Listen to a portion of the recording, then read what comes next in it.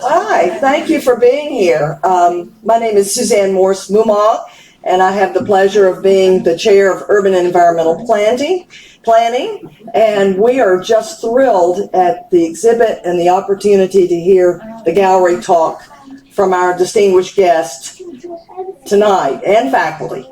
I want to introduce the person who is responsible from our school and in putting together this wonderful program, Professor Guerrera. I always get a little bit mixed up, I have to practice, who has done a fantastic job in not only introducing us to the images, but to introducing us to the research and practice on the ground. So without further ado, Vanessa.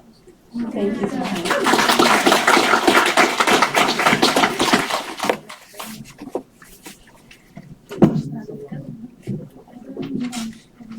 Thank you, Suzanne, and good afternoon, everyone. It is my great honor to introduce this roundtable and our speakers today, who will discuss about urban informality, social resilience, and social imaginaries within the MARÉ context. I want to start by thanking the School of Architecture Dean's Office, the Department of Urban and Environmental Planning, and the collaborators from Virginia Tech's Institute for Policy and Governance for funding and supporting this event.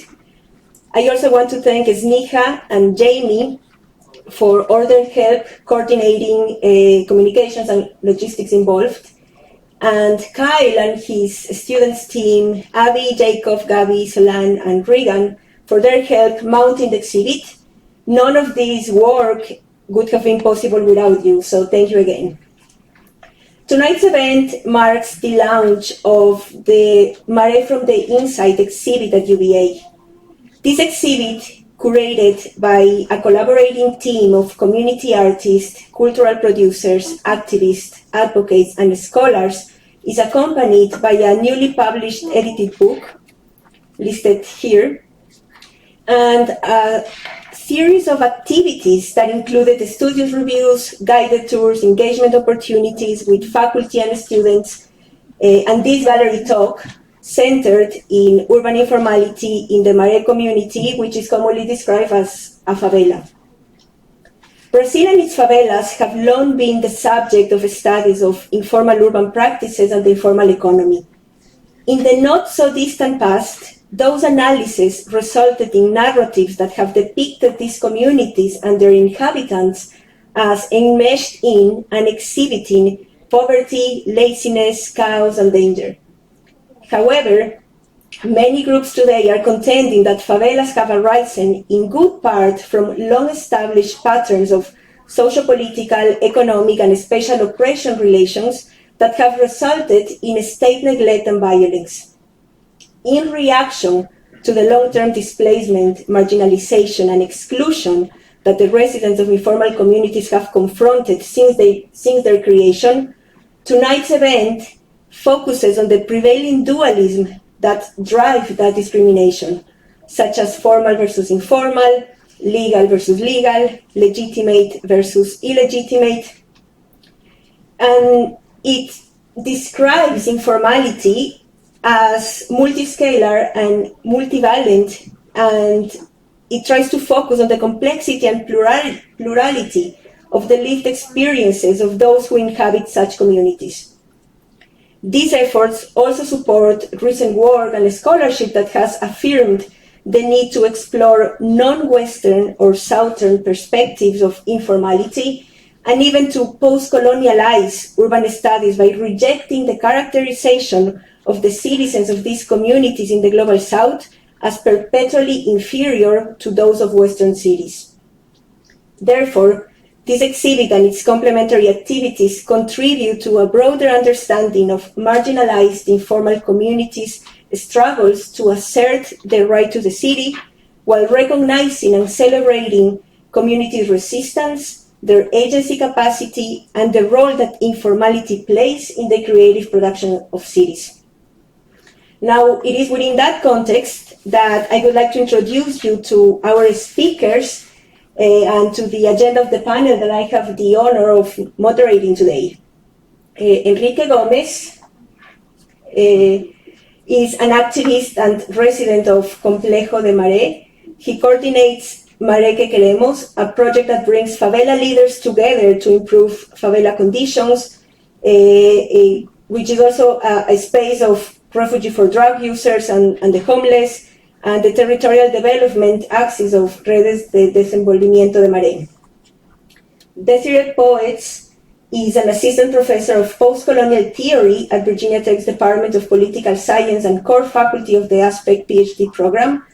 Born and raised in Rio de Janeiro, Poets has been working with urban indigenous and Black movements in Brazil's southeast region since 2013.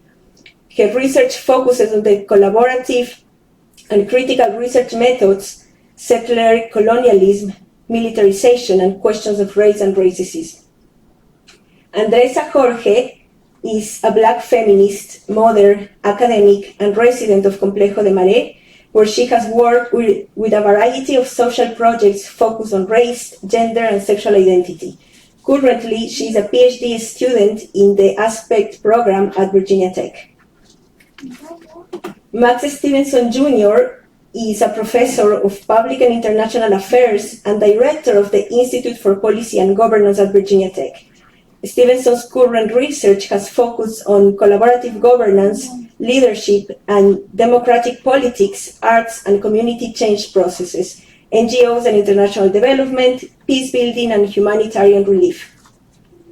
Last but not least, Barbara Brown Wilson is an associate professor in urban and environmental planning and also a co-founder and the faculty director of UVA Equity Center. Her research and teaching focus on the history, theory, ethics, and practice of sustainable community design and development, and on the role of urban social movements in the built environment. Each speaker will have an intervention, and after that, we will open this for a broader discussion.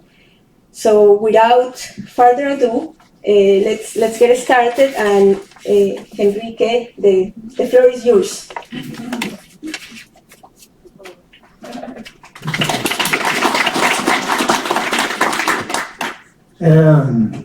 Boa noite, eu vou falar em português.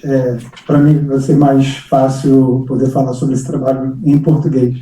E a Desiree vai ajudar na tradução. Yeah. Hi everyone, I'm Desiree, and Henrique saying that hi, good night, good evening. He's going to speak in Portuguese, and I will be helping with the translation.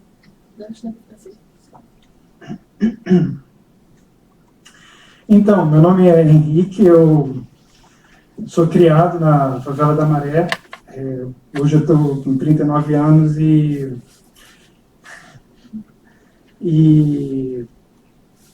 isso aqui faz parte dessa trajetória, que não só minha, mas também de todas as histórias, enfim, que foram atravessadas pela minha vida, pela nossa vida. Então, estar aqui é muito importante para mim. Henrique saying his name is Henrique, and he was raised in Maré. He's 39 years old. He always jokes that I have to remember how old he is. And he's saying that being here today is part of his journey and part of the many stories that come together and that cross over all the different elements of the exhibit, which includes today. Eu vou falar mais um pouco sobre, enfim, como começou essa história, né? Como eu falei, sou criado na Maré, então eu tenho uma experiência muito grande dentro do território. Acho que eu vivi boa parte da minha vida dentro do território da Maré, que me fez adquirir muita experiência e sabedoria sobre aquele espaço. He's saying that today can you guys hear me okay? Yeah, like that, okay. He'll speak about how the story started, right, how the exhibit started, because he has vast experience in the territory of Maré. He spent much of his life in it, and has really worked all across the community. So he's going to share some of that with us today. Por um momento da vida, eu já comecei a me questionar muito esse lugar como morador de favela. Então, a vida de morador de favela, na verdade, ela é construída por várias imagens, né? Então, a imagem de dentro, a imagem como você se vê, a imagem como a pessoa de fora da favela vê os moradores de favela. Então, é algo que a gente reflete durante a vida, durante o processo de vida na favela. He's saying that at one point, Henrique really questioned his place or his own sense of self as a favela resident, because it is an identity that is always co-constituted or co-created with all of the external representations and images that circulate in Brazil and internationally of favela residents. Então, na maior parte do tempo, isso até hoje, a favela é representada muitas vezes com um olhar discriminatório. Então, quem mora na favela faz parte ou tem ligação com crime organizado, ou vive na informalidade, como é esse processo que a gente está falando aqui hoje. E esse é o imaginário com que as pessoas veem os moradores, e é como eu cresci me vendo, né? So you said that most of the time favelas are represented as, and they're represented pejoratively, right, discriminatorily, as associated with organized crime and drugs, and even informality, which we know is often seen negatively, right, as you guys have been discussing in the last few days through the exhibit and with Henrique and Andresa. And that is the imagery that has always been associated with the identity of being a favela resident. Nos últimos 15 anos, quase 20 anos, eu acabei entrando muito, enfim, nesse processo de reflexão pelos encontros que eu tive dentro da própria Maré. E um deles fez essa reflexão sobre esse lugar, sobre essa imagem, sobre a narrativa de favela mudar um pouco naquele momento, isso há 15, 20 anos atrás, o que eu imaginava como ser um morador de favela. And in the last 15 years, then, he started reflecting on what it meant to occupy this space, right, that was always exogenously defined as well, through the many encounters with others that he would have in Maré, someone who was working in many different sites of community organizing and music and the arts. And one particular encounter really helped him rethink how to intervene from his own perspective in these narratives about favelas. E também ajudou o fato da favela da Maré ser uma favela que, historicamente, ela tem uma organização comunitária muito forte. Então, eu comecei a participar desses espaços comunitários. E, ao mesmo tempo, fui conhecendo pessoas que tinham outras perspectivas e olhares da Maré, que entraram na Maré, ou dentro do trabalho de arte, de educação. Foi quando eu conheci o Antonello, por exemplo, que é o fotógrafo que é o principal fotógrafo da exibição. And one thing that has helped this work for Henrique is that Maré has a really long-term and vibrant history of community-led organizing and development. And that has brought many different perspectives from, about the political and the creative potential of favelas. And Antonello Veneri, who was the photojournalist behind many of the photographs that he co-produced with Henrique, was one of those people who brought this diversity of perspectives. E com o meu conhecimento sobre o território e esse olhar do Antonello, a gente conversou muito sobre essa questão da imagem, né? Da favela. E a gente acabou construindo esse primeiro projeto em 2013, que na época chamava Interiores da Maré, que era tentar discutir um pouco essa contranarrativa sobre a imagem de moradores de favela. Então a gente começou a fazer as primeiras fotos naquele período.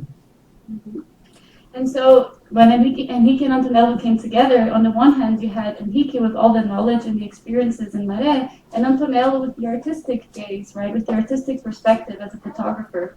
And so they came up with this idea to create a project that was a counter-narrative. And it started with kind of the kernel of the exhibit, which is Interiores da Maré, Maré's Insights. E, ao mesmo tempo, fui trabalhando com outros pesquisadores que foram para Maré. Aí, nesse mesmo período, eu conheci o professor Nicolas Barnes, que ele é professor da Universidade de St. Andrews hoje, e ele foi fazer uma pesquisa na Maré e a gente trabalhou junto, e muito na perspectiva também de entender qual é o papel do pesquisador naquele momento. Então, a gente abriu muito uma discussão sobre ética, né? E moral de pesquisa, isso no começo dos anos de 2010. So he also was meeting at the same time other researchers And the kind of key curator behind the exhibit at the time and till now is Nicholas Barnes, who's a professor at the University of St. Andrews. And with Nick, he was having many conversations about the role of research in all of this, right? And how we can do ethical research that is just, that is fair, in this context that is, quite asymmetrical between those communities who are usually objects of knowledge or informants and knowledge producers. E com o tempo, essa equipe, né, que se tornou parte desse processo do Maré de Dentro, ela foi sendo ampliada. Então, mais 2 professores aqui dos Estados Unidos entraram para essa primeira parte, depois a Desirê, muito a partir dessa construção de essa conexão, né, e muito mais criar esses espaços como o Sul Global é referência também dentro da academia, enfim, e pensar muito a partir dessas epistemologias que a gente tem na favela da Maré. And so over time, as the exhibit grew and all the work expanded, new members like myself and others, Vanessa and Max as well, have joined the team basically. And the question that we ask ourselves is, how can we make clear that when we're talking about the Global South and research and in policy, they're not just the sites from which the global problems emerge. They're the point of reference, right, to many of these solutions, so to say, to the issues that we face in terms of policy and knowledge production. E acho que é isso, dentro desse processo, como eu falei, dentro do movimento social, junto com pesquisa, junto com esse trabalho do coletivo, pensar esse espaço de favela, mas principalmente a Maré, esses espaços inventivos, espaços do que é formal e informal, essa contranarrativa está dentro do trabalho do Maré de Dentro.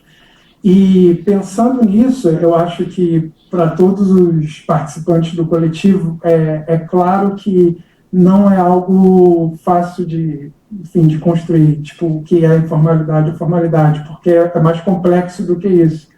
Porque dentro da favela, especificamente da favela da Maré, existem vários espaços que estão dentro da formalidade da cidade, mas ao mesmo tempo tem essa informalidade, que e agora, como a gente conduz esse movimento, inclusive para poder compartilhar a partir da exibição. Então, acho que esse é o processo hoje.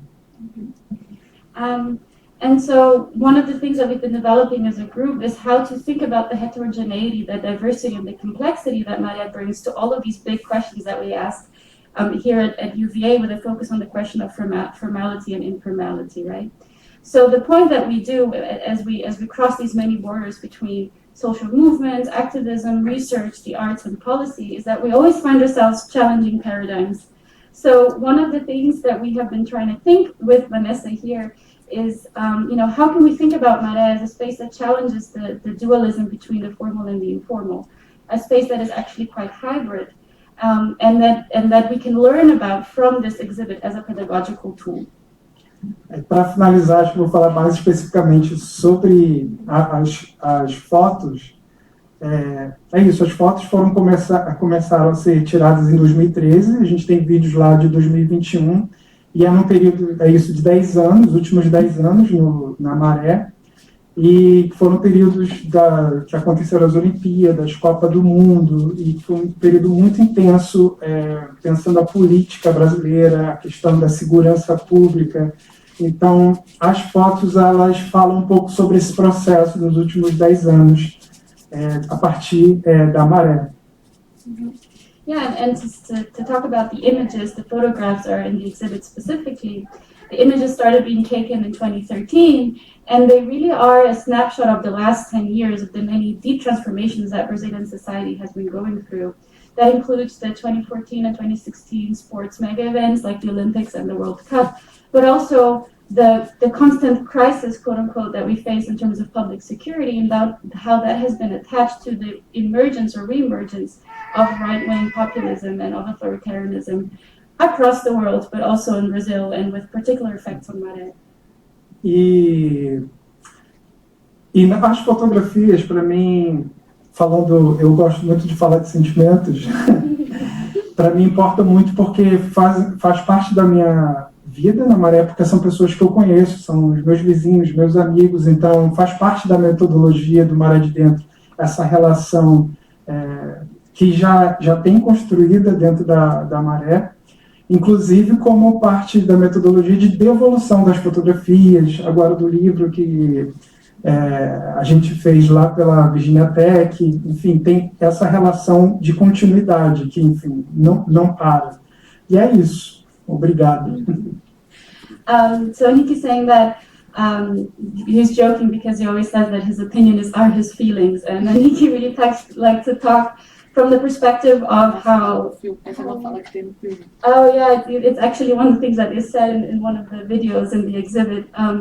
But that's because actually there is a methodology that Enrique has developed through effective relationships in the community that really go through the network that he has with so many of us and so many residents. And part of this methodology is to build these relationships of trust and of effect. And that marks us, and especially Enrique, of course, as quite accountable and responsible to those who are in the exhibit as the photograph. And Enrique is always returning to show them how the images have been traveling, how the images look. And now, for example, Enrique is going to take back copies of the book that we co-produced, and in that process, updating everyone that's included to continue this constant back and forth, this constant return to MARÉ and to universities here in the global north in ways that are ethical. Desculpa, só para finalizar. Eu acho que a ideia para o futuro do Maré de Dentro é construir, de fato, um canal, uma ponte, né, entre o norte e o sul global, mas pensando muito agora os artistas da Maré, como que a gente está falando de referência, mas também da presença física, da presença intelectual, como referência de fato, e essa troca constante. Então, acho que esse é o próximo passo. Yeah. That the idea for the future is to actually expand this methodology, to bring even more artists from MARÉ into the exhibit, to add even more types of art, like dance, and we're thinking about some sounds of MARÉ and so on, to actually center even more artistic production that is stemming from MARÉ in the exhibit. Because for us, when we think about North-South relations and ethical solidarities, if we want to call it that, it's not just a matter of enunciating that it matters, but to actually make space, right, for the people who are producing really relevant work in MARÉ. And so we hope to be able to do that more as we move forward. And thank you. Thank you.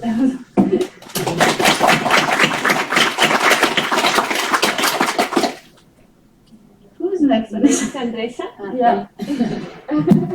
We have an agenda in front. Oh, yes. Boa noite, eu sou a Andressa, também vou falar em português. Coitado. I'm also speaking Portuguese, and Desiree helped me with the translate. So, Yeah. Henrique falou bastante sobre esse contexto de criação da exibição e como tudo começou. E a minha fala aqui hoje tem um foco de pensar a própria questão da informalidade e como a gente compreende essa ideia de informalidade a partir do olhar da favela, e nesse caso da Maré. So Andressa is saying he talked about the context of the creation, the emergence of the exhibit, and Andressa will now tell us about how we can understand informality from the perspective and the particular context of favela residents. E antes disso, eu acho importante dizer que mesmo sendo nascida, criada na Maré e falando aqui a partir da Maré, a gente precisa ainda tomar muito cuidado com discursos homogeneizantes. Eu estou falando sobre a minha perspectiva da Maré, mas isso não quer dizer também que é uma perspectiva única da Maré, né? As favelas são diversas, o Rio de Janeiro tem muitas favelas e eu também não quero ser vista ou compreendida como uma representante única para criar uma imagem sobre todas as favelas, porque é importante demarcar, inclusive, essa diversidade. And before we start, Andressa wants to stress that even though she was born and raised in Maré, you need to always be keeping in mind that what we're trying to do is challenge this homogeneous narrative review of favelas, right? And so here she's going to give her perspective on it without claiming to represent all of the diversity of approaches or other responses people may have when asked about this, about informality in Maré. A gente está falando de uma realidade de 140 mil habitantes, que é a Maré, e 16 favelas. E para dar uma breve contextualização, as favelas no Brasil e no Rio de Janeiro, principalmente, elas são majoritariamente formadas por pessoas negras, né, indígenas, ou seja, pessoas racializadas como negras indígenas, oriunda de um resquício, de uma herança colonial.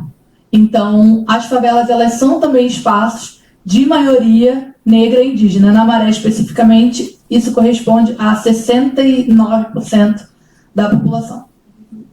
So just to give you all some context, Maré has 140,000 residents, and it's actually composed of 16 different favela communities. And like many other communities in Brazil, the majority of residents are Black and Indigenous peoples. And so they stem from a colonial history, right, from a continuity of what is Brazil's colonial past and present. And in Maré, because of that, about 69% of residents are Black and Indigenous people. Então, nesse sentido, quando a gente pensa sobre informalidade e formalidade, né, esse dualismo, a gente tem como primeira impressão um olhar que é colonial e que é hegemônico sobre o que vem a ser informalidade, né? A partir do crivo, do julgamento, daquilo que corresponde a uma norma de formalidade dentro da perspectiva eurocêntrica e colonial. And so, in this context, when we think about the formal and the informal, we often bring a colonial and a hegemonic gaze, right, around the standard notions or the norms of what counts as formal and informality. And those gazes, those constructions are often Eurocentric and colonial. E essa percepção que a gente tem, né, que é construída até antes da gente nascer, que é estrutural, ela marca, né, atravessa o nosso olhar, mesmo a gente morando nesse espaço, né, de muitas formas essa impressão marca o nosso olhar, porque ela está nas instituições, é o jeito como a gente aprende na escola, e a gente acaba não sabendo como olhar de outra forma para o que a gente está considerando como informalidade. And this perception that is Eurocentric, it is structural, and because it is structural, it actually also affects how residents themselves understand formality and informality. So, the residents sometimes themselves don't know necessarily how to break, right, those perspectives that we bring on what counts as formal and informal. E muitas vezes essa compreensão impede a gente de ter um olhar, né, sobre a informalidade a partir da compreensão do que é conhecimento e do que é epistemologia, oriunda, inclusive, de saberes ancestrais indígenas e negros. So, and this understanding can often hinder a genuine engagement, right, with what would be Black and Indigenous epistemologies or perspectives on a number of issues, including this one. Então, quando a gente olha para a favela e para aquilo que está sendo considerado informalidade, a gente pode também ter um chamar, né, ou considerar como estratégias de sobrevivência que são calcadas muitas vezes em modos de vida, em práticas de existências ancestrais e que têm permitido ao longo dos anos que essas comunidades, que essas pessoas se mantenham vivas. So from the perspective of the favela, another way of thinking about informality is the strategies of survival, right, in a deeply unequal and colonial context and structures that are based on ancestral practices that come from non-Eurocentric frameworks and reference points, right? E essas práticas atravessaram essa dureza colonial, né, e que seguem até hoje como uma característica que é cultural, ancestral e extremamente importante para a nossa manutenção e para a nossa existência. Yeah. And these practices, they have punctured through colonialism, right? They have survived this fight. And they are very important, and they have been very important for the survival, cultural, epistemological, and political and physical of communities like Maré. E para dar um exemplo, né, para a gente conseguir ilustrar, eu vou falar sobre a própria relação com cuidado infantil, por exemplo, cuidado de crianças. A gente tem um histórico de exploração, né, dessas populações racializadas como negras e indígenas como subempregados, né, subexplorados na classe trabalhadora, e tem, por exemplo, muitas horas de trabalho, trabalham muito e que não têm a chance de tempo de cuidar das crianças, e muitas das vezes os espaços escolares são escassos, de creche, de escola. Então, a gente tem uma lacuna, por exemplo, no cuidado infantil dentro desses espaços. Muitas crianças ficam durante muito tempo sem o cuidado, por exemplo, dos seus pais. So, and this is going to turn to a concrete example to illustrate what she's been saying. And the example she'll use is the question of childcare.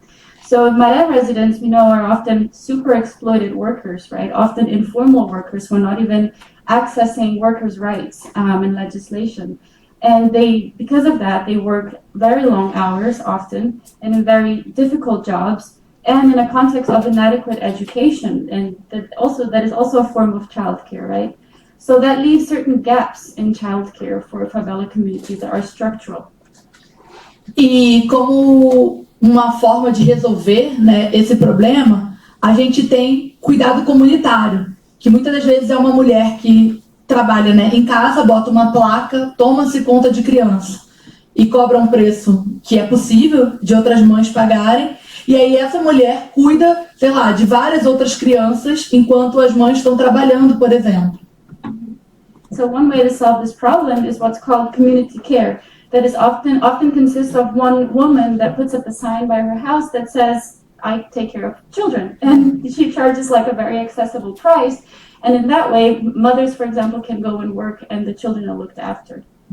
A gente pode olhar para isso como olhar, sei lá, um negócio, demanda, oferta, ou a gente pode olhar para isso como uma forma um jeito informal de cuidar de crianças, mas a gente também pode olhar para isso como uma remanescência de cuidado comunitário que é muito comum de povos africanos, de povos indígenas. A gente, inclusive, tem um ditado, né, iorubá muito famoso, é muito conhecido, que diz que a criança, o cuidado da criança é responsabilidade de toda uma aldeia, de todo um grupo. So one way to look at this is from the perspective of it as a business that is responding to an issue of supply and demand. Another is to say that it's the practice of informal care. But another is to say that it actually stems from indigenous and black ancestral practices, like in the Yoruba principle, that it takes a village to raise a child. E quando a gente olha sobre essa perspectiva, a gente vê um processo de resistência que vai contra, inclusive, uma própria lógica neoliberal da vida de individualizar processos, de cada vez mais distanciar, né, a criação em comunidade, a possibilidade de crianças crescerem, estarem juntas, né, com uma família estendida. Então, pode ser lido também como um processo de resistência a essa dura. Pode ser lido como uma prática contra-hegemônica, uma epistemologia contra-hegemônica.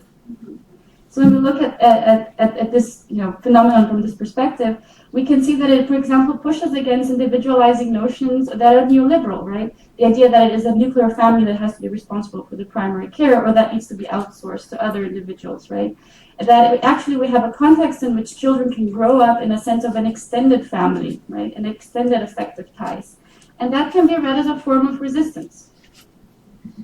Poderia dar vários outros exemplos disso, a gente, né, não vai ter tempo, assim, não é esse o momento, mas o que eu queria dizer é que é justamente essa é uma das formas de tecnologia, eu costumo chamar de tecnologia de sobrevivência, né, que é ancorada nesses saberes ancestrais e remanescentes.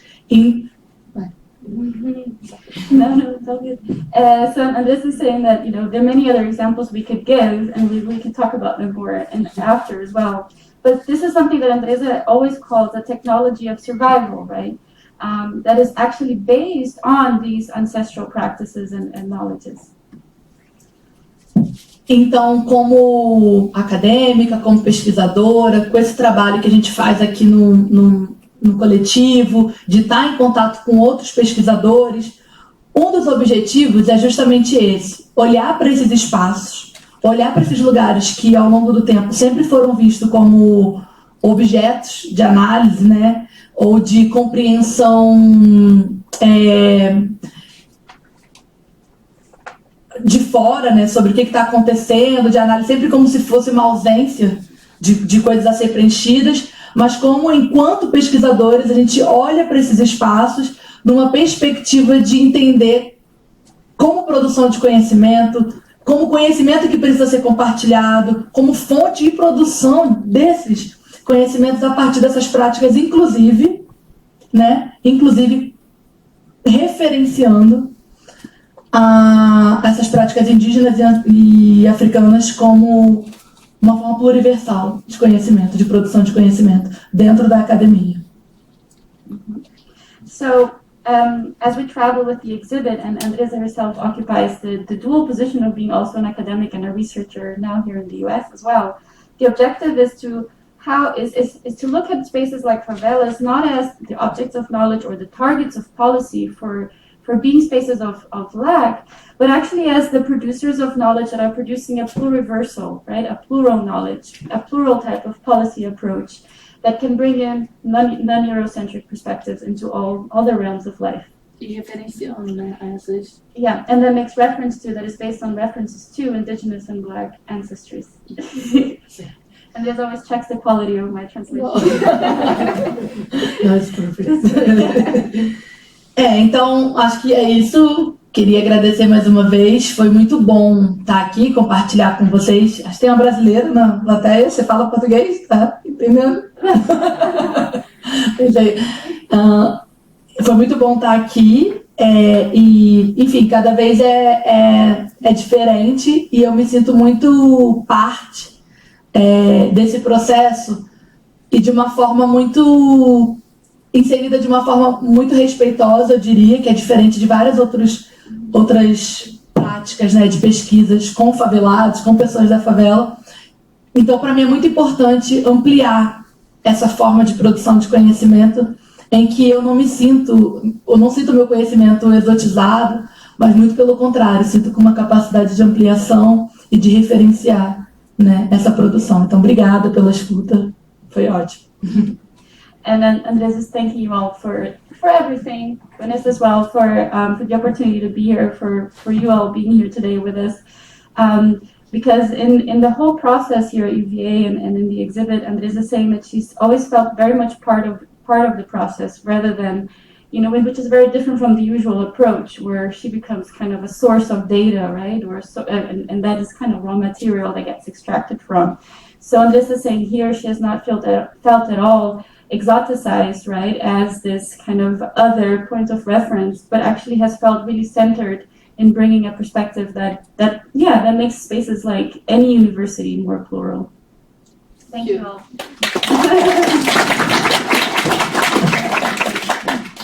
Thank you, Andresa. Thank you, Andresa and Enrique and Desiree, for helping us setting the stage, mentioning the tensions that these communities are constantly facing, the challenges, and for showing how all this work that involves the exhibit, because the exhibit is only one part of all the work that is behind these efforts. But by showing how all this work is challenging those dominant narratives and trying to promote a more inclusive approach to all these issues. We are going to keep moving forward, and now we are going to transition into the topic of the significance of informal urban practices in cities and regions. So for that, Max. Thank you.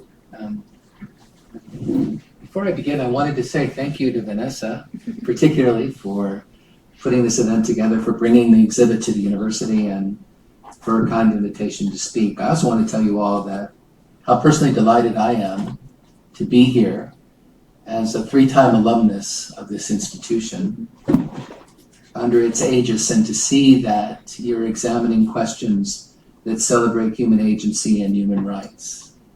It's a very special privilege to be here, so thank you very much. I want briefly to take up 3 broad questions or larger looming themes raised by the exhibit. and the book that accompanies it. The first, we've been talking about a fair amount, the overarching misrepresentation of the residents of MARÉ and favelas more generally in the broader public imagination. The second addresses the foundational roots of that narrative, and the last suggests the character of the long-term challenge implicit in seeking to change that overarching motif or story. In my view, this exhibit raises each of these basic concerns in vital ways. First, residents of favelas in Rio de Janeiro and certainly in MARÉ daily confront, as we've been discussing, systematic misrepresentation of their way of life in Brazilian social and political discourse. Their communities are routinely described as sites of perilous and unhealthy conditions. More residents are depicted as laggards, drug addicts, and criminals. But this exhibit and its accompanying book paint a very different and decidedly anti-stereotypical picture of the actual vibrant reality of the daily lives of MARÉ's residents. Rather than accord with the broad social representation of its citizens, these photographs and the short films tell a story of a rather different kind, of a community of individuals and their families that is as varied as the tapestry of humanity itself. In this sense, for me, the exhibition and its accompanying book can be understood to build on Lícia do Prado-Bajarere's contention that historical, social, and academic representations of these communities have systematically misled many into considering them as alike in three overarching ways. The first is that of specificity. The favela is a different place from the rest of the city. The second is that the favela is the urban locus of poverty. And the third is that of unity between favelas, unity within the favela. End of quote. The exhibit shows clearly that MARÉ's residents have refused to concede to the social tyranny Bajareres described, even as the assumptions she described underpin and drive the dominant frame or social imaginary daily imposed on those citizens. They have instead consistently challenged those who have contended that their neighborhoods are somehow different than all others in Brazil. And of course, stereotypes notwithstanding, they are not.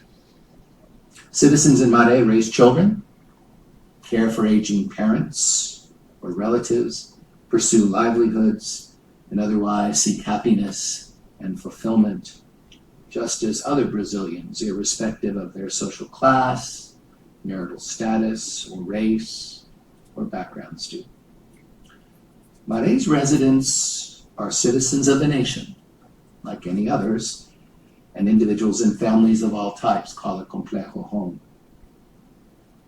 More, residents are engaged in a wide range of occupations. They're certainly not all involved in the illicit drug trade, nor are all of them poor and uneducated. The share do indeed work in the nation's informal economy, as do millions of Brazilians and citizens around the world. But many also do not. The broader point in these terms, I think, illustrated by the exhibit and its accompanying book, is that MARÉ's citizens cannot be painted with a single brush, and their community may not be fairly so categorized either. Similarly, as Bajareres' observation also highlighted, the 140,000 residents or so of MARÉ differ not only among themselves, but also with citizens of other favelas. That is, as a group, they're surely not identical to the residents of Rio de Janeiro's other favelas, let alone those located elsewhere in the country. Put differently, on reflection, and following even limited empirical investigation, one discovers that MARÉ is unique and that it reflects heterogeneity across its geography, even as it differs from favelas elsewhere in Rio and beyond. This exhibit highlights the community's rich economic, cultural, and social vibrancy. Turning to the second theme I raised, none of this variety or vitality is acknowledged by the dominant social narrative. That account has instead othered MARÉ's residents as uniformly less than, and done so in the abstract. For it is always in the abstract that such conceptions gain power. One might say in this regard that the exhibit and book and the Complexo's residents more generally daily call on Brazil's government and broader population to accept and act on a moral claim of human dignity in lieu of the prototypical dominant assumption that favela residents are to be deplored, per se. The Polish sociologist Zygmunt Bauman has captured this point, I think, elegantly. Being moral means, he said, in the nutshell, knowing the difference between good and evil and where to draw a line between them, as well as being able to tell one from another when you watch them in action or contemplate enacting them. By extension, it also means recognizing one's own responsibility for promoting good and resisting evil.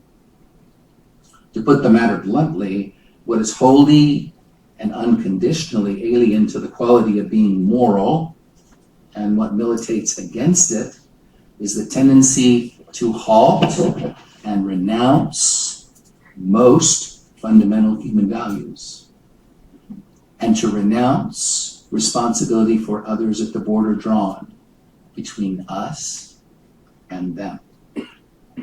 End of quote. The exhibit and its powerful images press observers to confront, and at least hopefully to begin to grapple with, the stereotypic story that too many have imposed on this population, and to imagine the dissolution and reconstruction or reordering of that vision. That demeaning narrative has its roots in the origins of many of MARÉ's original residents as descendants of slaves, first freed in Brazil only in 1888. Many of those now calling the Complexo home, as Enrique suggested, are subject to the daily oppression represented by the disparaging story that they are as a group less than due to their skin color. That account appears first, this is true in the United States as well, to inhere first in the reality of human response to difference and the fear, apparently by evolution, that such engenders. It seems also to be related to perceptions of race linked to a continuing claim by whites to an elevated status in a presumed social hierarchy based on skin color. That is, apart from the anxiety that fuels this concern to maintain supposed superior hierarchical social status, it seems clear that a share of the popular misrepresentation pervasively oppressing MARÉ's residents has arisen based on racism as well. Millions of Brazilians continue to distinguish in Bauman's terms between us and them along the lines of skin color in these two allied ways, even though favela inhabitants generally, and MARÉ's residents more particularly, are citizens, just as they are. Nonetheless, the twin forces of racism and social hierarchy linked to claims for status and power continue to animate too many to adopt a story that portrays these favela residents as less than per se. Sociologists in the United States, especially and powerfully, I think, Arlie, Russell Hochschild, and Robert Wuthnow, the first at Berkeley, the second at Princeton, have labeled this narrative the deep story, and have argued that it is closely aligned with the identities of those adopting it. That is, it is assumed by those people, as most fundamental human values do become ingrained, to describe reality, prompting those adopting that account to rethink its claims, which exist for them at the epistemic and even ontologic scale, is not an easy task. In democratic terms, It requires offering that population, a strong majority, I'm sorry to say, in Brazil, multiple occasions and space to become conscious of their values, aware of their anti-democratic and oppressive character, and to rethink and replace them with democratically just substitutes. As I noted above, this exhibit, with its depiction of the heterogeneity and complexities of favela life, offers individuals potentially open to that possibility in any event, an array of opportunities at least to begin that process. One way, perhaps the principal way, inside MARÉ and its accompanying volume opens such space, is by taking the lives, the daily lives of the community's inhabitants and their shared realities seriously. The French philosopher Michel de Certeau captured the enormous significance of this point by observing what he dubbed the practice of everyday life, to glean the daily rhythms of communities and to detect the ways in which their residents were addressing injustice and oppression. Andrew Blauvelt has captured the broad import of Certeau's insights, and I quote, "Certeau's investigations into the realm of routine practices, or the arts of doing, such as walking, talking, reading, dwelling, and cooking, were guided by his belief that despite repressive aspects of modern society, there exists an element of creative resistance to these structures enacted by ordinary people." De Certeau outlined an important critical distinction between strategies and tactics in this battle of repression and expression. According to him, strategies are used by those within organizational power structures, whether small or large, such as the state or municipality, the corporation, or the proprietor, scientific enterprise, or the scientist. Tactics, on the other hand, are employed by those who are subjugated. By their very nature, tactics are defensive and opportunistic, used in more limited ways and seized momentarily, within spaces both physical and psychological, produced and governed by more powerful strategic relations. End quote. The photographs and videos that this exhibit includes offer a lens into a society whose inherent mosaic-like complexity and whose very lived realities, in de Certeau's terms, constitute a vital and important tactic. They represent not merely a defensive reaction to the stereotypes pressed upon its population, but also a generative evocation of a community of spirit, diversity, and resilience. I think for all of us participating in this project, that intricacy raises an enduringly important and rich theoretical and conceptual challenge as scholars. How to represent the individual and collective agency of this population in a non-dualistic way that illumines its liveliness, a phrase I've stolen, its shape-shifting character, and its innate heterogeneity.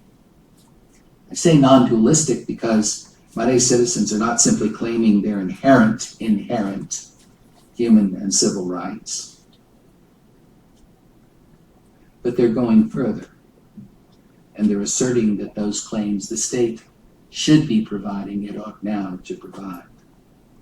Nor, though, are they alone mobilizing to ask the state to provide services to their community that are otherwise being provided elsewhere in Brazil. They're actually undertaking both of these in generative ways to help themselves and to demand what they deserve as citizens alike.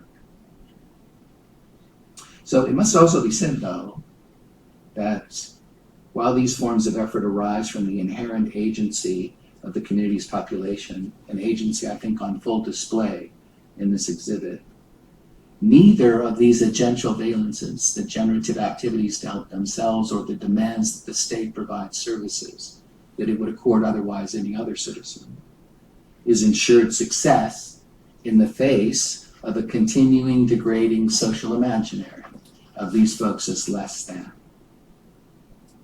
Well, that fact is certainly not an argument, I think, for not launching such initiatives and doing so as widely and aggressively as possible. It is a caution to those who believe that dominant social narratives are easily or readily changed or recast with simple technical interventions of one kind or another. Instead, those stories, those narratives, are mediated by an array of factors, including the strength of the existing social frame, the degree to which a targeted community citizens have integrated themselves, the prevailing view, into their own perspectives, and the relative capacity of those repeatedly browbeaten by persistent social and political opprobrium to mobilize necessary economic and other resources to address the aspersions constantly cast on them. Success depends, too, on whether those seeking change can themselves identify and press a counter-narrative or narratives that can capture the attention and imagination of those who have long accepted claims of alterity concerning them, and provide actionable steps for change away from existing, prevailing epistemic social assumptions. Such efforts often take the guise of social movements with justice claims at their core. The civil rights movement in the United States in the 1960s and 1970s was surely one such.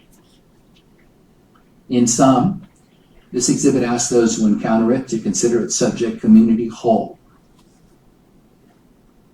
That is, with its strengths, weaknesses, and challenges in view, and to do so with an eye to the difficult realities and vicissitudes of human cruelty its citizens daily confront. In so doing, it demands that viewers regard MARÉ's citizenry as human beings, just like themselves, seeking to make their way in the world and to realize lives of purpose and possibility for themselves and their progeny. Well, this seems to me a simple aspiration. It is not. For in Brazil, it challenges a prevailing and deeply unjust social imaginary that demands that the citizens of MARÉ behave and dream only within the confines of a priori claims that they are both different and less than the majority.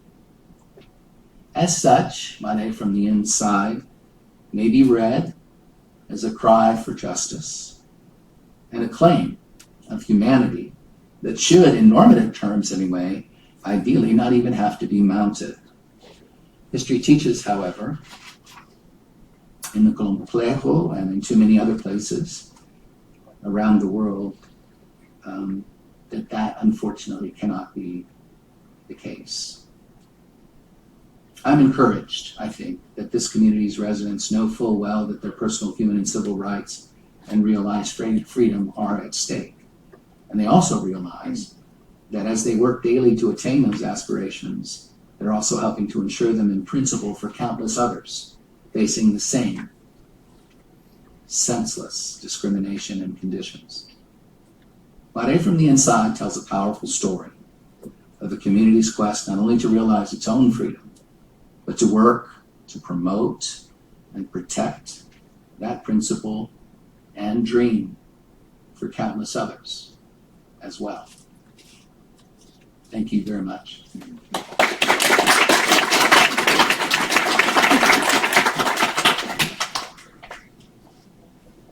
Thank you, Max, for sharing that and for helping us understand a little more this duality, this existing duality in this community, and for showing all the challenges that we are actually facing now, and the responsibility that we have as well at trying to advance with this work. We certainly have a lot to learn from these communities, and we are hoping that these efforts get us there a little closer. We will soon transition into a commentary from Barbara, but before we do that, we have Desiree Poet. Do you have an additional contribution? No? That was, okay, perfect. Then, yes, Barbara, all yours. Okay, yeah. Thank you all so much for letting me come and participate in this community that I feel like you have very generously built and are sharing with the academic enterprise in general, and I'm not sure that we have yet even earned the right to such wonders. I'm happy to pause when you want to. You got it. Yeah. Yeah, não, ela está agradecendo pela gente estar aqui e fazer essa troca com espaço acadêmico. Great. One of the things, there's many ways that we can learn, and I thought it might be helpful for my little role to be a bit of the translator for my community that I know here very well, about what we might learn in terms of a school of architecture that's trying to think differently about many of these questions. Ela vai traduzir para eles, então, agora, da perspectiva da escola de arquitetura. So, if we know there are many large, seemingly insurmountable problems that our school hopes to face, and I think many of the people even in our larger university that are here thinking about these issues are trying to face, and they require us thinking fundamentally differently about capitalism, about modes of production, uses of land, ways that we understand power. And I think for many of my colleagues, student and faculty and resident colleagues, that's a really challenging thing to understand how we might move out of where we are to someplace else. Os grandes problemas que eles têm para lidar, né, aqui na escola, eles estão capitalismo, espera de poder requer as outras perspectivas para serem. So at the UVA Equity Center, we've been trying to do something similar, but I don't think is quite as mature as the work being presented today. Trying also to shift the gaze, to use your wonderful language, thinking through the ways that we might celebrate pluralism, that we might think at many scales at once, that we might center generative instead of exploitive, and abundance and joy over scarcity. Tem centro de igualdade, né? Por isso eles sempre tentam fazer exatamente isso, mas disse que o trabalho dele está tão maduro quanto o que a gente faz na exibição. Que é isso, de mudar o olhar, né? De ter pluralismo, né? Das perspectivas para ter uma relação mais construtiva, menos extrativa. And what you're hearing, or what I'm hearing at least, is an appreciation for many ways of thinking, right, all at once.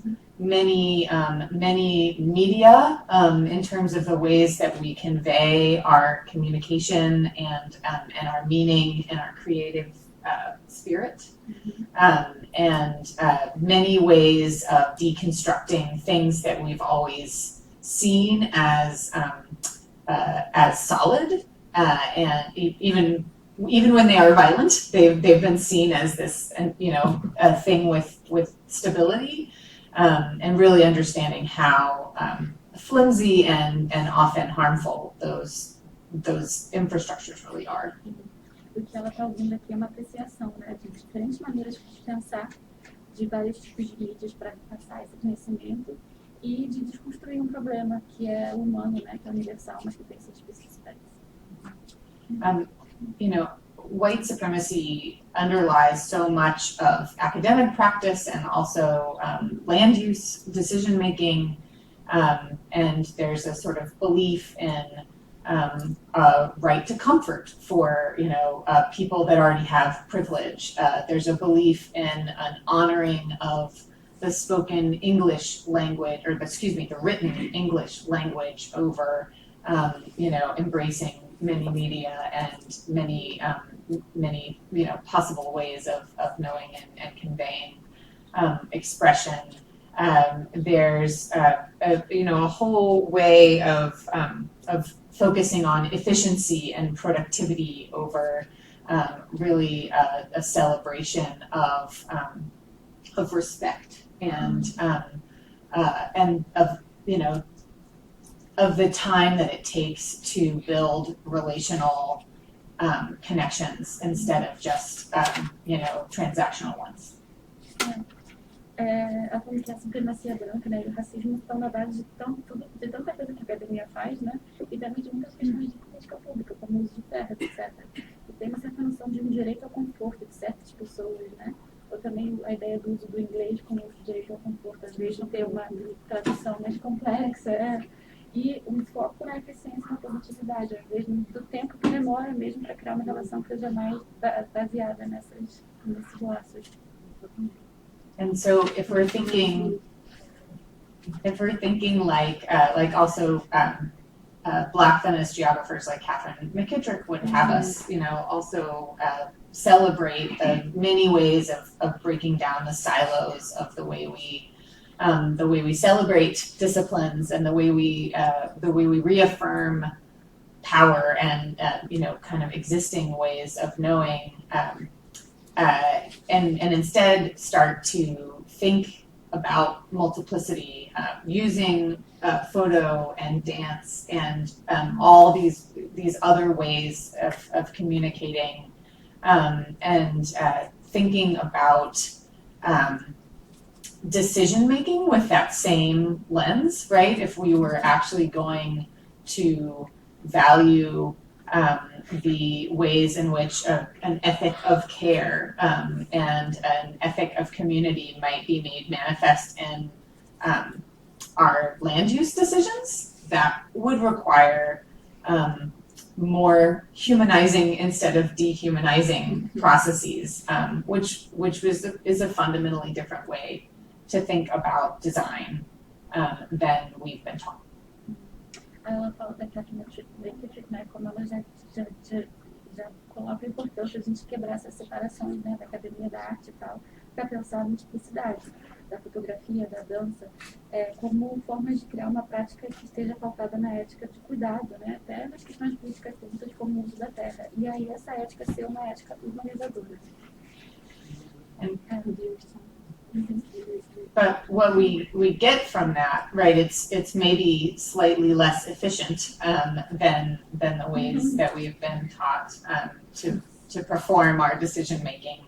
But what we get from that is other ways of seeing the world that might help us solve for issues of climate change and the injustices wrapped in that, for issues of structural racism and systematic dehumanization that continue to harm us all, make us all sick, right? It allows for a liberative way to think about the world and how we relate to one another. Essa talvez é uma forma menos eficiente, né, mais focada nas soluções imediatas, mas que traz outras maneiras de ver o mundo, de resolver as grandes questões, né, como mudança climática, racismo estrutural, as doenças que a gente está cada vez mais vulnerável. Isso é uma prática muito mais libertadora. I think Alicia liked what you said. I'm honored. And so just even thinking not only about our decision-making processes in the context of design and planning and land use, and even the way we construct our histories, but also thinking about ways to really decenter academic forms of knowledge, at least traditional ones, in the decision-making process here in our curriculum, but also in our communities, in our governments, and making space for the slowness that is required to do something that embraces this sort of ethical solidarities that you were discussing earlier. We don't get those if we focus on efficiency and productivity, and basically because of that exploitation. We just don't. And so thinking instead about what that would require takes patience, slowness, respect, and art and creativity. So it's really just very exciting to have you sharing with us. So thank you for being here. O processo de tomada de decisão nas questões relacionadas ao design, por exemplo, sabe? podem ser libertadoras, mas tem que ir mais devagar, porque esse foco, né, na produtividade, na eficiência, porque isso acaba sendo uma prática extrativista e se explora, né, as pessoas, as comunidades, e isso requer, então, uma paciência maior nesse processo de cocriação, que também requer uma criatividade, né, uma conexão com o nosso poder criativo. Então, agradece a gente estar aqui fazendo isso. Thank you so much. Thank you.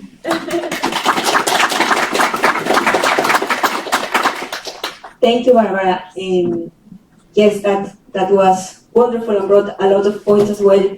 We are going to continue with this conversation, and we get the chance to follow up on all these points. While we can also address some questions, it would be great to open this dialogue to all of you. So if you have any questions, please raise your hand, and someone will help you get a microphone.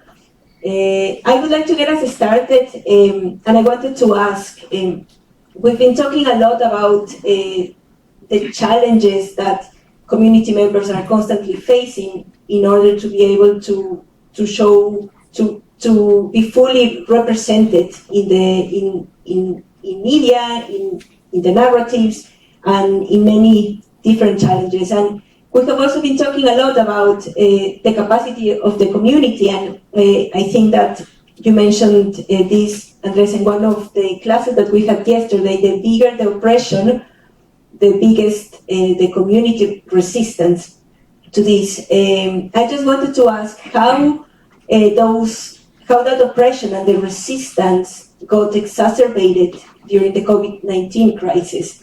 Can you share a little bit about that experience? When we talked about community agency and social resilience, we know that times of crises are key in order to understand how communities respond to this. So COVID-19 is a great example to see how those points got exacerbated. É sobre as opressões durante o Covid, como que a pandemia acabou exacerbando a questão das crianças. Mas ao mesmo tempo, resistência e organização como foi. Você quer falar? Posso começar por Bom, mais uma vez, acho que a experiência da Maré é única, assim, pensando... isso só no Rio de Janeiro, são mais de 1000 favelas, então é uma experiência única. E durante a pandemia, de fato, se aprofundou várias crises, né? Várias questões que já eram um problema se aprofundaram durante a pandemia, né?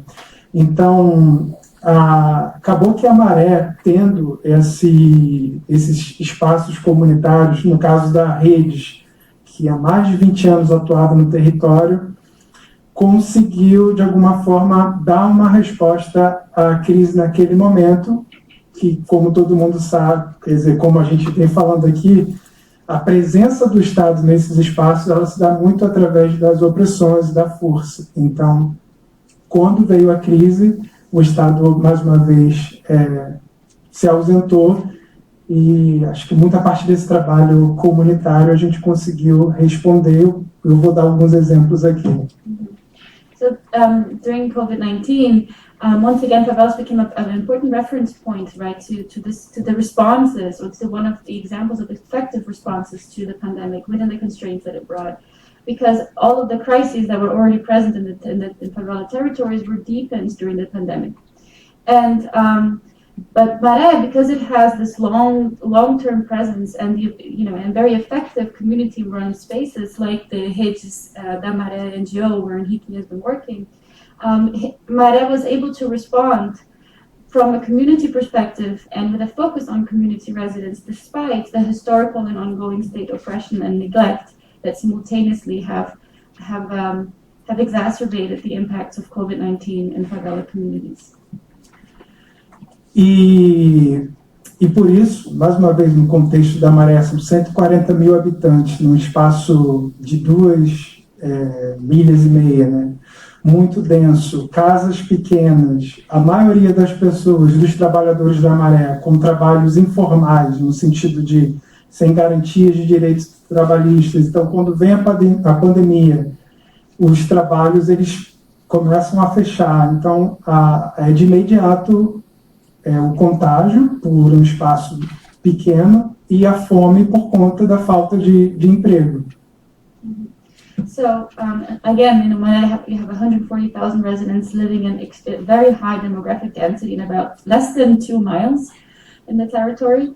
So it made social isolation very, very difficult to do, for example. So there you had people getting immediately, quickly ill and quite ill. And often, and at the same time, because so many MARÉ residents are informal workers and therefore couldn't access benefits and workers' rights, they were simply let go. So questions of problems of poverty and hunger and starvation were compiled on to the issue of high infection rates in the community.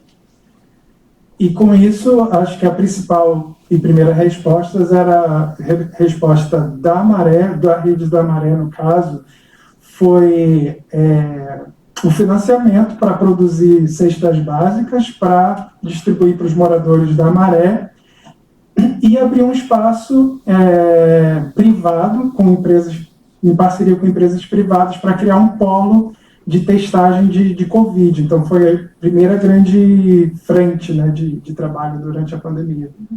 So immediately the response was multifaceted as the impact of the pandemic, right? Immediately there was funding and financing that was secured to distribute meals and to produce food in communal kitchens and to create a testing center for COVID-19 in the community itself.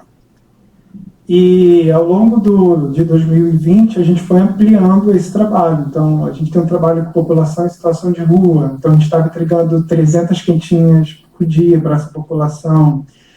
A gente abriu uma frente que a gente chamava de isolamento seguro, que era dar um apoio para os moradores que estavam com Covid em casa. Então, com telemedicina, com comida, com produtos de higiene, com acompanhamento psicológico, em alguns casos. E com informação sobre a Covid, porque no Brasil a gente está com um governo que trabalha muito em cima da fake news, né? Então a gente acabou sendo um dos principais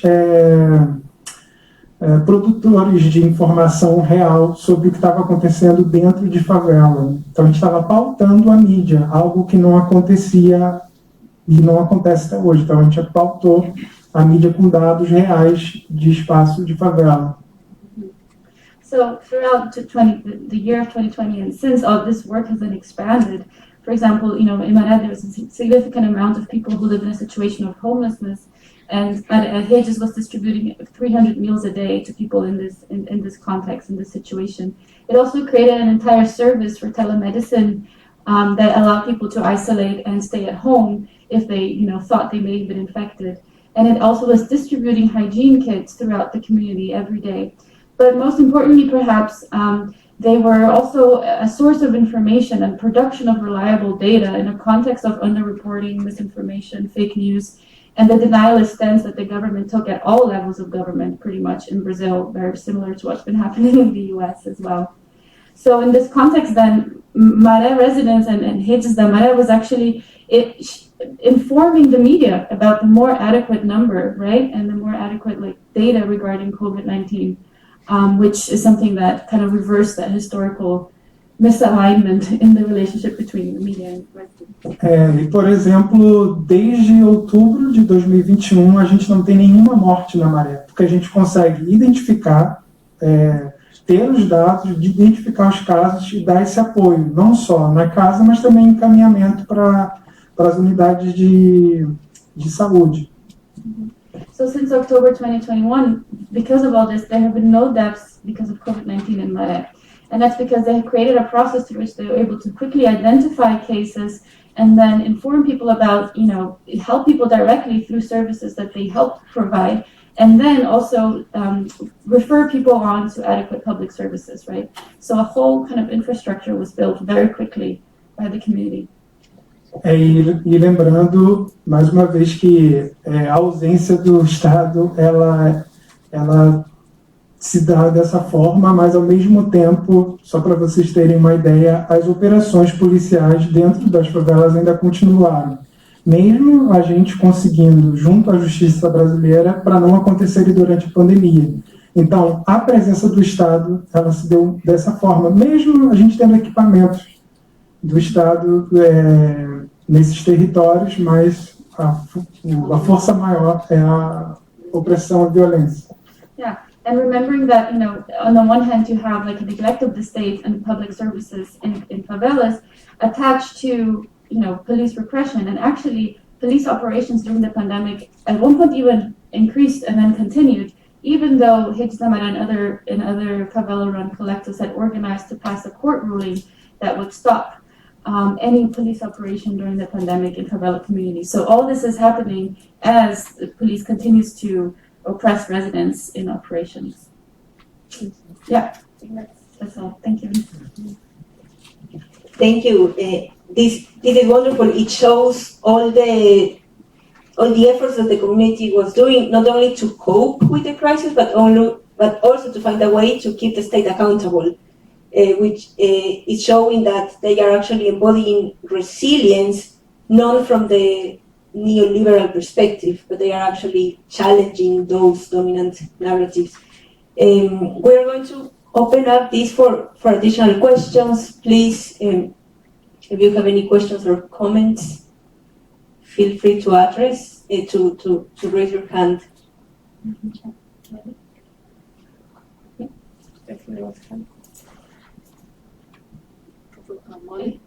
Mon? Yeah, I have a question. Thank you. A microphone is coming your way, Molly. Hi, everyone. Thank you for your wonderful talk. My question is related to something Andresa said about when people think of informality, they think of a certain image made through a Eurocentric or colonial gaze. And I was wondering if you could just expand on that a bit. So, like, what is the colonial or Eurocentric gaze of informality? Does it relate, for example, to this need to order or to viewing certain spaces as, like, savage, or kind of what is it that connects to this colonial gaze? I think não, vou falar em português.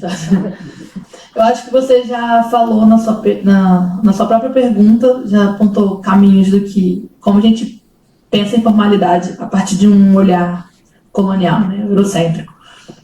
E é justamente isso, essa diferença do que, esses maniqueísmos, né, o que é bom, o que é ruim, o que é informal, o que é informal, o que é legal, a partir de um ponto de vista existencial que pressupõe que pessoas não brancas não são seres humanos, inclusive, né? Já parte do ponto de vista da desumanização de indivíduos não brancos.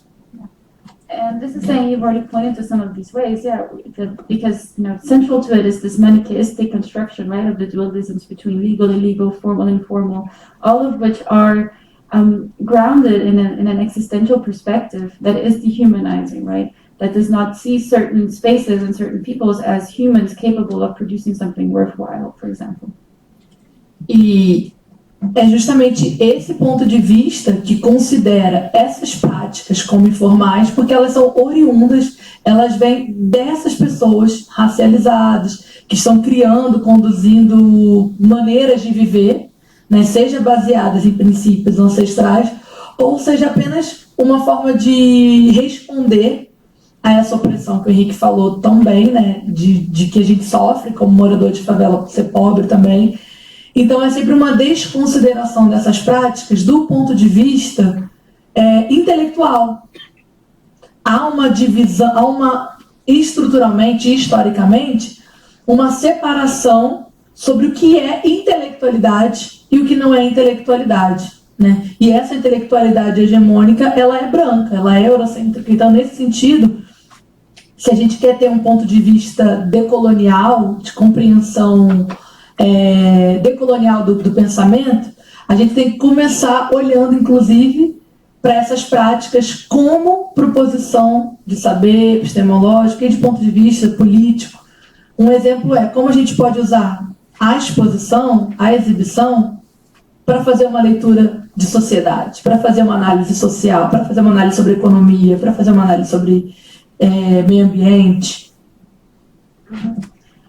Andres is saying that, so, you know, these perspectives that are dehumanizing would see favela residents as informal or favela communities as informal because they are stemming from, you know, racialized peoples and communities, right?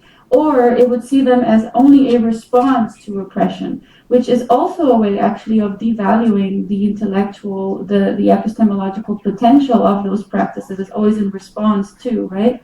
Something else or someone else who's then the primary agent. So how can we then, if we want to talk about or think about the question of the decolonization of knowledge through the exhibit, how can we turn to the exhibit as a way that actually shows us the generative potential, right, of those practices in their own right and for their own sake, and not only in relation to the primary kind of agent. E para finalizar, assim, no próprio livro que a gente escreveu, no capítulo que eu escrevi com a Dr. Potts, a gente fala sobre, utilizando as fotos, a gente discute questões de gênero, questões sobre família, questões de raça, através das fotos, através daquelas famílias como dispositivo para pensar essas relações de afeto, como a professora Bárbara falou também, que é uma prática dos próprios feminismos negros ou dos próprios feminismos decoloniais, como a gente pensa conhecimento e epistemologia a partir da humanização desses indivíduos, né, como indivíduos, como pessoas, como... Yeah. So in the book, for example, Andres' chapter that we co-authored, you know, Andres talks about questions of race, gender, sexuality, affect, and care that Barbara was also telling us about as processes through which knowledge is produced in ways that is dehumanizing in itself, right? That's all. Thanks. Any questions? Yes. Thank you. We have a class that we've been taking where we talk about good data collection, doing it in an appropriate way. I was wondering if you could talk about the census that you created and if there were any unique approaches that you took to it, or if you had any significant challenges when it came to creating the census report, that we've based a lot of our research on that one report. Como que foi o processo de criação do censo da Maré? Teve uma metodologia específica que possa dar uma lição, né, em relação a como a gente pode fazer uma coleta de dados ética e de uma perspectiva comunitária? Quer falar? Posso falar? Não, muito bom. Posso começar tudo? Não, você fala sozinho. Não, isso é uma pergunta bem interessante, porque como a gente já conversou na aula, no caso da Maré, a gente tem uma produção de dados feitas por nós mesmos muito grande e já de muito tempo. E isso, de fato, contribui para pensar política pública, para pensar, enfim, essa conexão entre os moradores da favela e o Estado. Só que, pensando na perspectiva maior, né, de entender o espaço, a gente, de fato, precisaria entender especificamente o território da Maré. E o censo, ele vem muito para compor essa ideia mais geral da população, mas com questões específicas do território. Então, acho que pensar a produção desse censo não foi decidido de uma hora para outra, assim. Acho que foi um estudo de anos para entender o que seria, de fato, importante na metodologia para a construção do censo. É uma resposta do próprio comunidade que eles consideram. Isso, e que a Andressa está falando aqui, que é bem lembrado, que é uma resposta que é o fato que tem um censo geral, né, no Brasil, acho que como todos os países têm um censo, mas tem essas especificidades, e no Brasil não existe isso, pensando essas especificidades de cada território. E no caso das favelas, não tem essa separação, mas tem questões únicas de cada um desses espaços. So, and he keeps stressing that, Maré is special in the fact that it has a very strong production of data. that is led and developed by residents. And they're often used as tools to demand policy. And they come from the census especially came from many years of studies that were preliminary and many collaborative processes through which they let the territory, the community lead even kind of the key focus, right, that the census should take. What are the issues that are specific to the territory that should guide this study, rather than the usual census, which comes from the perspective of the needs of the city or the state, right, and then homogenizes all the different spaces. Actually, the territory was very much leading even the kinds of questions, right, that the census should be looking for.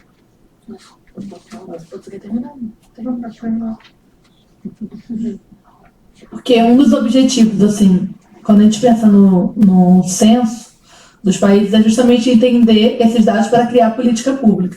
Então, quando a gente tem esse censo que ignora a opinião e a pesquisa dentro da favela, porque muitas das vezes não iam nas próprias favelas fazer essa pesquisa para o censo, ficava sempre uma estimativa né, que era muito distante da realidade. Então, por isso a gente tem um apagamento dessas necessidades que apareceriam se o censo fosse feito nesses espaços, e por isso a gente não consegue ter argumento para a construção de política pública. Então, nesse sentido, criar um censo específico dentro do território feito pelos próprios moradores, de forma organizada e no padrão, né, do censo, deu essa força para a gente, inclusive, requerer política pública e disputar esse território também.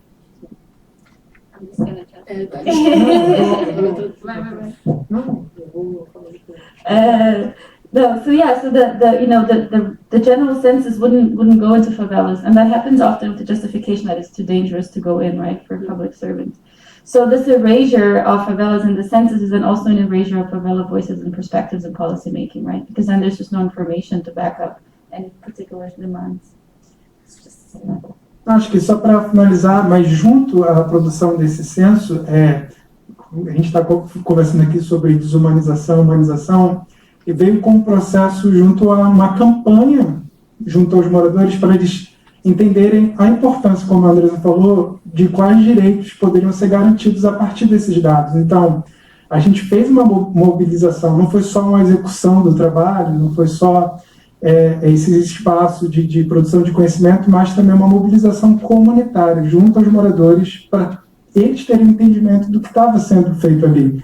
Então, de fato, da importância. Então, isso, de fato, se tornou um documento muito importante para a gente, que hoje a gente já usou e usa para várias conversas e produção de equipamentos públicos por conta desses dados sendo feitos junto com os moradores. Esse é um dos diferenciais, engajar inclusive a população para saber o porquê que aquilo é importante.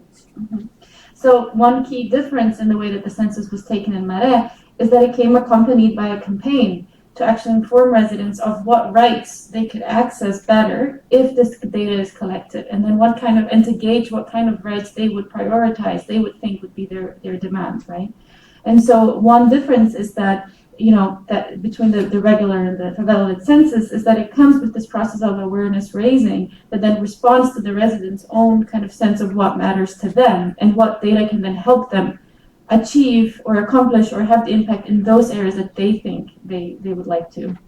I think I lost my thoughts somewhere, but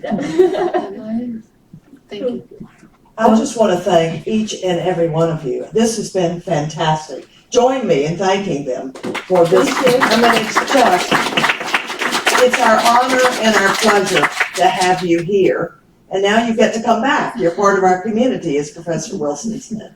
So thank you all for coming. I'm going to let our distinguished Professor Guerra have the last word. Thank you, Susana, though you cropped out this very well. But yeah, thank you, everybody. Thank you to all attendees. Thank you to all the panelists as well. This has been a very rich discussion, and we hope that all these efforts are helping us contribute to that knowledge that we've been talking about that includes different stakeholders and different groups. And yeah, we hope this is only the first of many conversations on this topic. Thank you all. And enjoy the exhibition. Yes, and please enjoy the exhibit. It's going to be up until April 22nd. Thanks.